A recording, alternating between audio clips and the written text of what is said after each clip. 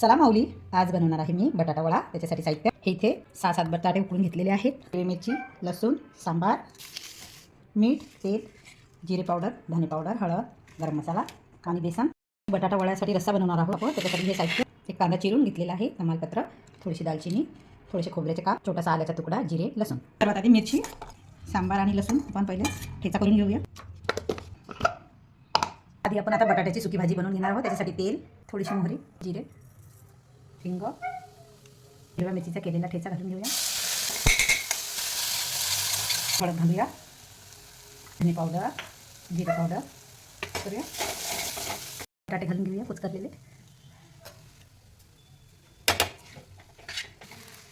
थोडासा सांबार घालू वरून। मस्त आता हे इथं आपली सुकी आलूची भाजी तयार आहे। आता आपण एका प्लेटमध्ये थंड करूया। आता आपण बेसनाचं बॅटर तयार करणार आहोत। त्याच्यासाठी मी आता अर्धी वाटी बेसन घेणार आहे। इथे चवीपुरते मीठ, हळद आणि पाणी घालून हे चांगलं घट्ट बॅटर तयार करणार आहोत। हे बघा, इथं असं बेसन मी भिजवून ठेवलेलं आहे। कन्सिस्टन्सी बघा अशी पाहिजे आपल्याला। आता हे मी असंच 10 मिनिटं झाकून ठेवणार आहे आणि आता आपण रस्सा बनवण्याची तयारी करणार आहोत। त्यावर आधी कांदा भाजून घेऊया, खोबरं, कलमी, जिरे पण भाजून घेणार आहोत। हे मसाले आपले चांगले भाजून झालेले आहेत।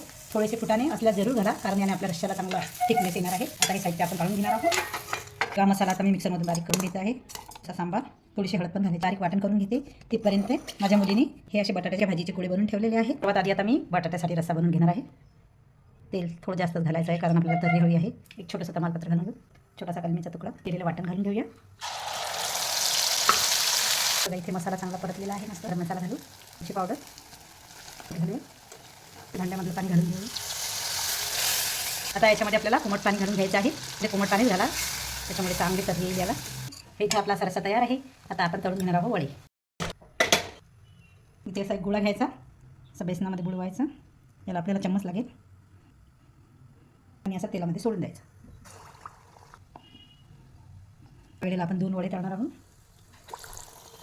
हे बघा किती छान आपले वडे इथे तळून तयार आहेत। आता आपण काढून घेऊया। किती छान कलर आला।